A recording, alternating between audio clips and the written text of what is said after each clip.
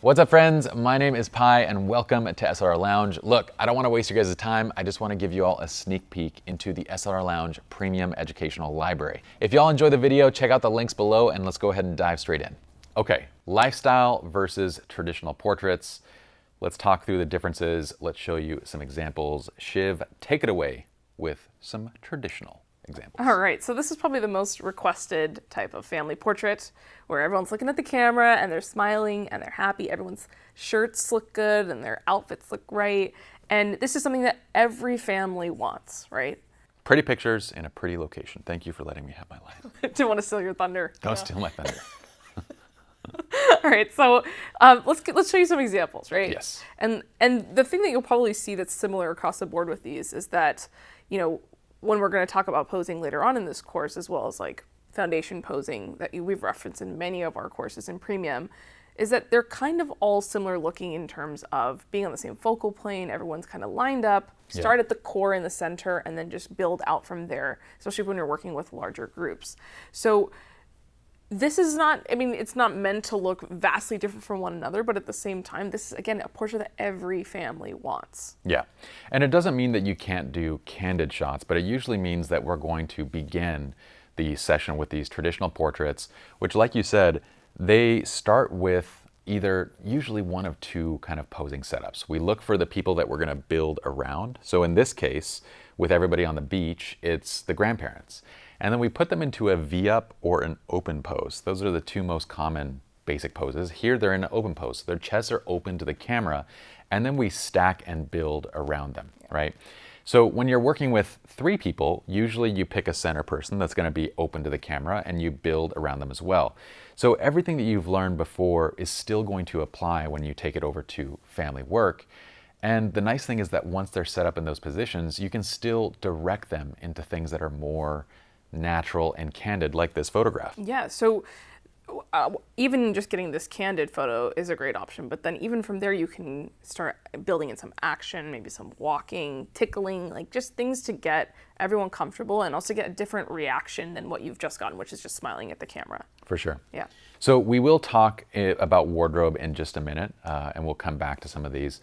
But here's another great example of an action shot that you did with the entire family, with basically just a walking shot. Yeah, and this started with just an open pose first of them standing in this clearing, and then I was like, you know what, this looks like a great pathway, let's just walk. Yeah. And that's kind of where it naturally fled into. So it's kind of like spotting a good location first, and then, you know, we'll talk about our CAM framework as well and how we got these shots. But with traditional stuff, it is really about getting that first solid portrait and then working from there and building so that they're not getting very similar images across the board. You're giving them variety in the same location. Yeah. Now, since we are here, I do want to point out, we will talk about wardrobe quite a bit later, but let's just talk for a second about the feel that each of these images has. So in this case, the family is dressing with colors that they're already in the scene. So we get this kind of vibe, this feel of harmony in the shot. We say, you know, dressing for harmony in a scene.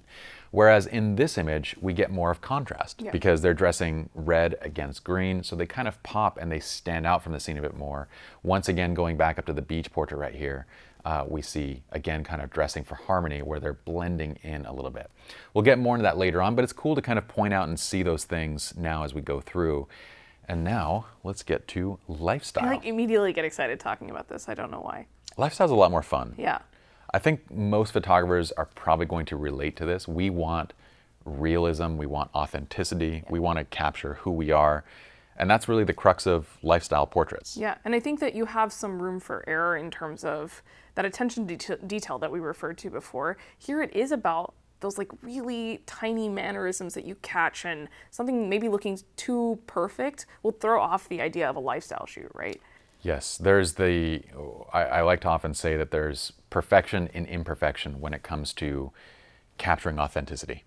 There's like a lot of the images that you capture of our kids, you might think that like we don't want that shot with Josie's, you know, mouth all weird, but we're like, no, that's something she does all the time. We want that. Just because it's a weird expression to you doesn't mean that it's not authentic to us. Yeah. So these, we want to leave room for that and not sterilize the photographs by making them too perfect. For sure. But what these are examples of, maybe you can talk through a few of these. Like in this shot, Yeah, so for example, they love playing London Bridge.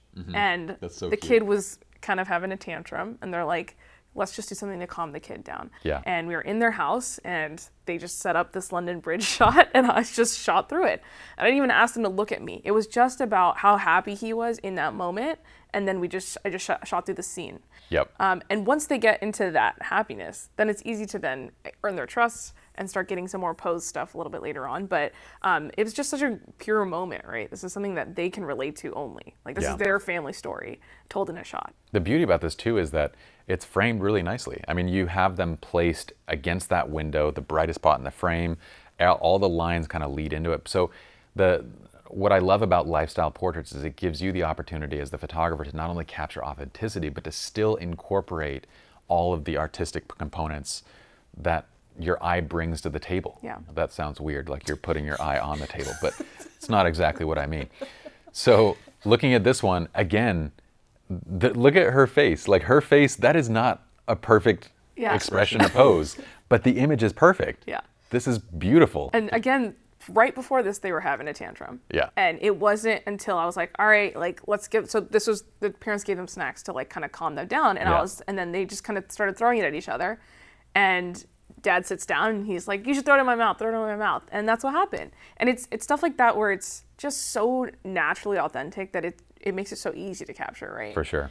And you're not directing anyone to do anything. You're the one that's moving around the scene, making sure you get tights, wides, mediums. This is the beauty also of the 35mm lens, because you're wide enough to actually capture these types of scenes, to actually get them throwing in. And you can also see that you're shooting at a shallow depth, maybe f1.4, maybe f2, but you have some softness in the background, but you can still see everyone in the foreground. And Yeah. they might be a little bit soft in certain places, but it's natural. It looks really great. Let's go to another one.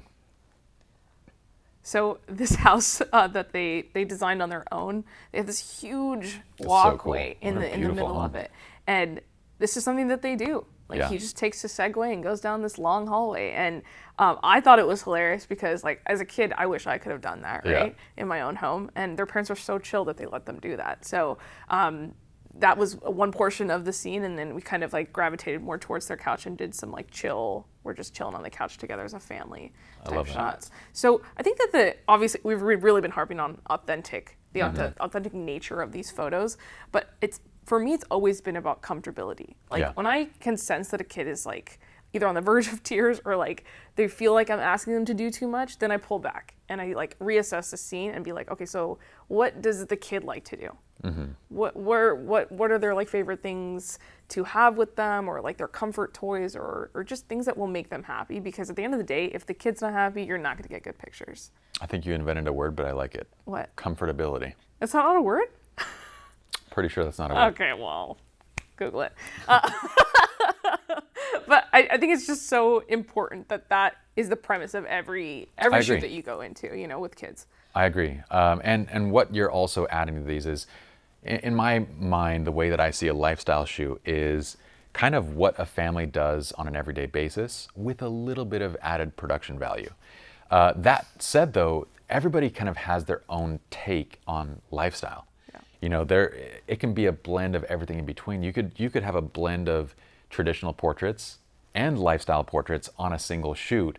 It's your choice. We want to show you the kind of two spectrums and say, hey, you can land anywhere in between.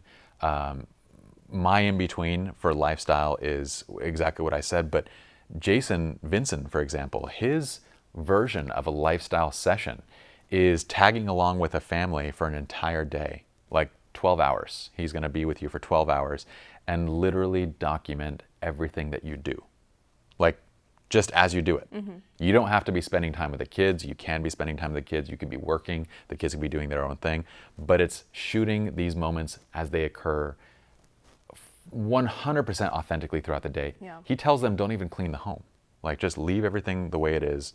I want to show you guys the different spectrums that there are on this, and I don't want you to feel like it's one way or the other. There is everything on the left side of fully traditional to in the middle, lifestyle with a little bit of production value, and then there's lifestyle to the nth degree, where Super documentary stuff. super documentary. So you pick what suits your style and your personality. Obviously, don't choose one of these arenas when You're like, oh, I hate tagging. Like, I hate being on a shoot for 12 hours. Well, freak, man. Don't choose that last one then. Yeah. So kind of understand that, but those are the differences, and I think we're ready to move on, yeah? Yeah. Okay. Comment below if there's anything else that you guys would like to learn, and I'll see you all back here same time next week. And turn on notifications, because YouTube thinks that even if you subscribe, you don't want to be notified. It doesn't make any sense to me. But I'll see you guys next time. Bye.